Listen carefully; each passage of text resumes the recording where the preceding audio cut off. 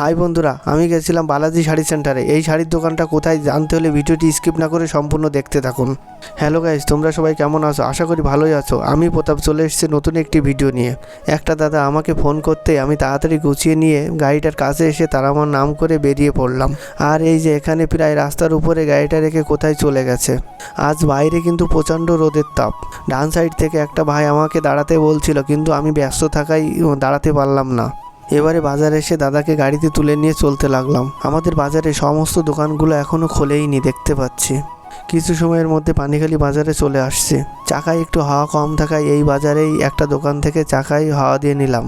একটা বড় বাস আর একটা লরি পুরোটাই রাস্তায় জ্যাম করে দিয়েছে। তেল অনেকটা কম থাকায় তেল পাম্প থেকে তেল ভরে নিলাম। কিছু সময় এইভাবে যেতেই রানাঘাট রথতলা গেট পার করে আমরা চলে আসলাম রানাঘাট আইসতলা।